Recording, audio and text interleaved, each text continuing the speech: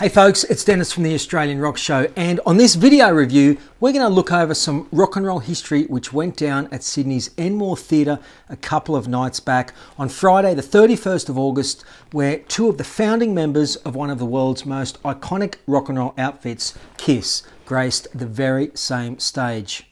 I am of course referring to the Gene Simmons Ace Frehley show, which was one of only 4 dates these two are doing together here in Australia.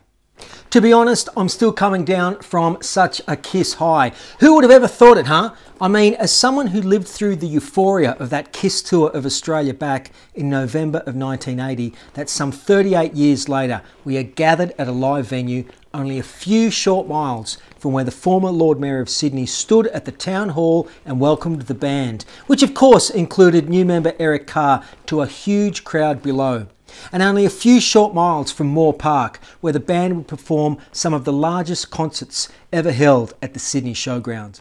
Yet here we are all gathered again, and for some it's very much a religious experience to witness the Bat-Winged Demon and the Spaceman from the planet Jandel for an evening of loud rock and roll. It would be easy for me to be that starry-eyed kid again from 1980 and view an evening of rock and roll like this through red and blue coloured glasses. But folks, that ain't my bag. I've moved on since then, and when it comes to the world of loud rock and roll, have seen, heard and reviewed plenty. As a side note, I even copped the odd and unwelcome blast of tinnitus now and again, which I can partly attribute to standing in front of Ace Frehley's Loud Marshall stack at a Kiss reunion show in Zurich back in late 1996, but I digress. In the past 18 months, Australia has been treated to a lot of Kiss activity. As recently as last October, Ace and his band were here opening up shows for Alice Cooper. Peter Criss gave some of his last ever live performances in Melbourne in May of last year. And around about that same time period, we had Bruce Kulick doing some Aussie dates as well. Now, Gene Simmons had originally scheduled these recent gigs for back in February, which were postponed, I'm assuming due to a heavy work schedule surrounding his Vault Experience solo shows and the like. At the surprisingly early time of around 7:30 p.m, the house lights dim and the intro music being the instrumental taken from his 1978 solo album called Fractured Mirror fills the air, before Ace Frehley and band, who are also Gene's backing band, kick into their set with a fiery take of Kiss's 1974 track, Parasite. Personally speaking, I've always much preferred Frehley's lead vocals on this over the Simmons sung studio effort. It just sounds more palatable, and the song suits Frehley's vocals so well. Kinda ironic that Ace, from what I understand, was insecure about his singing ability before the track was originally recorded and handed it over to Gene, who sung it on Kiss's second record back in '74. Okay, right from the start, and I realise that we are only one song in, but I'm floored by how good Ace is looking and sounding. He's been sober for many years now and it shows. Tonight his solos were spot on and his solid backing band add a lot of strength to the songs, and they didn't miss a beat. These guys are slick and have tons of energy, which in turn makes Ace go up a notch and perform better. It's great to see. As a kid here in Australia, both the Dynasty or Dynasty and Unmasked records were crucial introductions to the world of Kiss, and many of us know those two things backwards. 2000 Man from Dynasty cops an airing and kicks ass. We all dig the Stones, but let's face it, Frehley really has made this song his own over the years and should rightfully get a cut from all those sales of the Stones' Their Satanic Majesty's Request LP, which have been bought by curious Kiss fans over the years. Frehley has always been a fan favourite, and it's easy to see why. He's authentic in a leather jacket, street level, dirty rock and roll kind of way, like Keith Richards, Malcolm Young or Joe Perry. Very much the real rock and roll deal. The highly underrated track called Rock Soldiers, lifted from that debut Frehley's Comet album, is next, and as someone who bought that album at the time of release, it gives me a smile a mile wide when I hear it. But then again, I've got a fondness for that time period in Ace's career. From memory, the hard-driving Rip It Out was blasted out next, and I'm instantly transported to being locked away in my bedroom as a suburban Sydney kid, where I would play Ace's solo record until I wore the grooves out. I mean, how good is it? It is 40 years since he released that incredible solo record, and yet here he is, only a few metres away from me, looking and sounding superb, and again, I for one am very grateful. For me, an unnecessary love gun follows, and it's a tune I could possibly do without. I've just heard it way too many times over the years, and for me, it's a little stale. Don't get me wrong, Frehley and his band's delivery of the song was top shelf, but I'd rather hear something like the current single, Rockin' with the Boys, or better still, the single which was released before that, titled Bronx Boy. For mine, that is the best track Ace has done in a long, long time, but I digress. Time for another deep cut, and this time it's the tune Strange Ways from the Hotter Than Hell record, which sees strong lead vocals from drummer Christopher Williams. Top stuff. Strange Ways, by the way, was the name of a very, very short-lived fanzine from the mid-80s, which, if you were around back then, you may have heard of. I still have fond memories of zines like that. Although he didn't write it, New York Groove, dare I say possibly Ace's signature tune, sounds loud as hell tonight, and his vocals on this are spot on.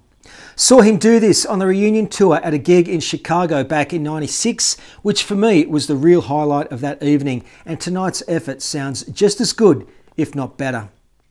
If I could have done without the aforementioned love gun, Detroit Rock City falls into the same category. Great tunes, but ones I, along with zillions of other fans, know backwards. Tonight is not a Kiss show where the set list is often chosen with the average fan in mind. Tonight's crowd is packed, and I mean packed, with Kiss diehards, purists who wouldn't have minded shuffling the setup a little more. How's about including a track like Insane or the ELO cover Do Ya? What about Shot Full of Rock from Trouble Walkin'? You know, when Frehley is in superb form as he is this evening, I have nothing to complain about. But with such a rich rock and roll catalogue, I would rather hear another lost rarity instead of a couple of the well-known Kiss classics. Just my 2 cents worth. A Frenzied and Very Rockin' Shock Me is cranked out, which for me is alone worth the price of an entry ticket. As many will know, this song was Frehley's debut vocal performance with Kiss and epitomises the rock and roll swagger which runs through his veins. Beyond cool. Back in the day, I owned an Ace bootleg called Back in the Groove, recorded live at the Enmore in New York City circa 1985. That was the first time I'd heard the track We Got Your Rock, which wound up on the 1987 Frehley's Comet album.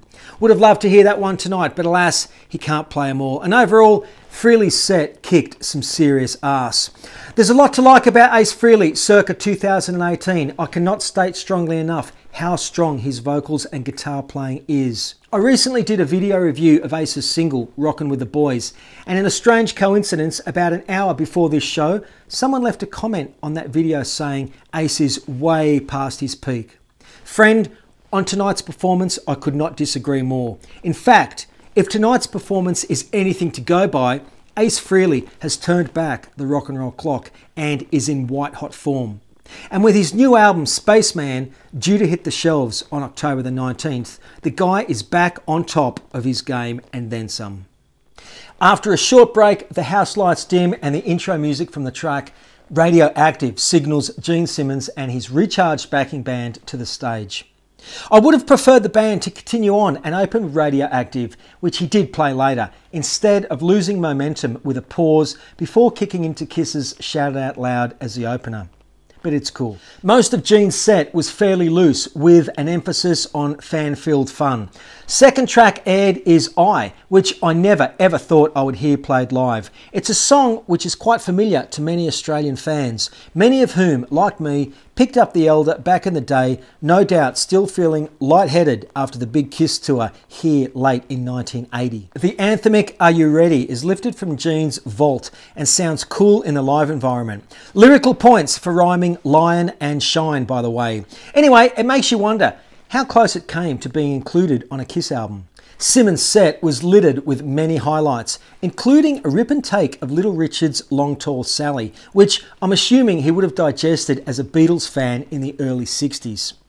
Love Theme from Kiss, Watching You, and even a rocked up version of She's So European, which tonight was renamed to She Is So Australian, is up next and is great. It seemed that back in 1980, everyone from your neighbour to the kid at the end of your street had a copy of the Unmasked record, one which the record buying public here in Australia really took to, and it's a fact which is duly noted by Simmons and Kiss whenever they tour here, often playing tracks off it. Having powerful local vocalist Virginia Lilly take the stage to handle much of the vocals on I Was Made for Loving You was a treat, and it was a sight to watch the stage fill with fans who joined Simmons and his band on stage for a couple of songs to do quote-unquote guest vocals. I'm fairly certain these fans paid big sums of money as part of Simmons' Vault experience to get the chance to jump on stage and perform with him and the band. No doubt the thrill of a lifetime for some. There's not much in the set to complain about. War Machine sounds as cool as ever, but I could do without hearing I Love It Loud. Hey, that's just my own opinion. It rocked the hell out of me in the early 80s, but I would have rather he included some more deep cuts. Mr. Make Believe or Burning Up with Fever, anyone? Set highlight for me was an absolutely stunning take of Charisma, one of Kiss's most underrated songs and one of my all-time favourites.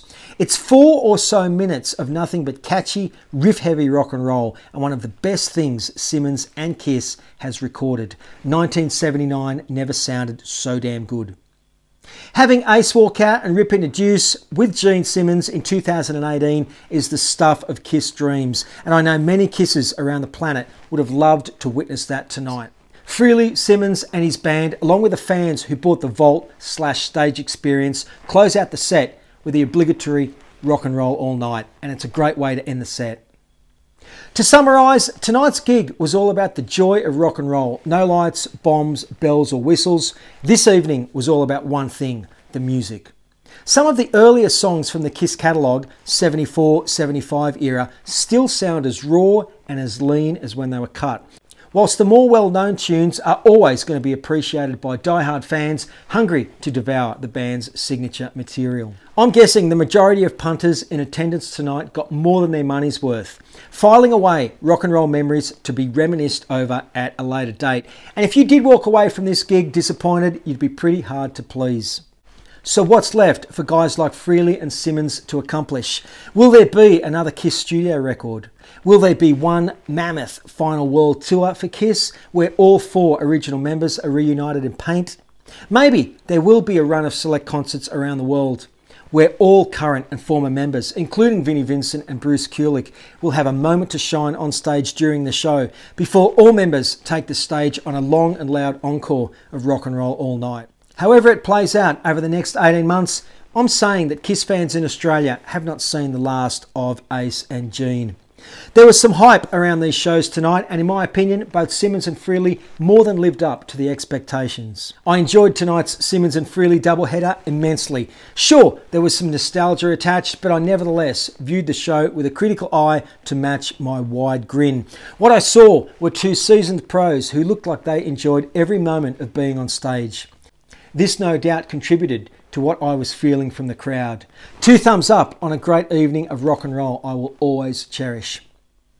You know, we are proud supporters of Australian rock and roll, especially stuff which is harder edged. We've been flying the flag since 1987, so if you think your band could fly onto our rock and roll radar and you'd like us to review your band's release, australianrockshow@gmail.com. That is our email address, and that's the best place to contact us. Be sure to visit our online home at australianrockshow.com, and if you're a long-time listener of ours or you appreciate what we do, please take time to subscribe to our YouTube channel at the end of this video, which is a great way to help us out and to keep up to date on all that's happening in our rock and roll world. We really need more subscribers, so if you could hit that subscribe button at the end of this video, we would really appreciate it. Thanks once again for watching, folks, and until next time, this is Dennis, out.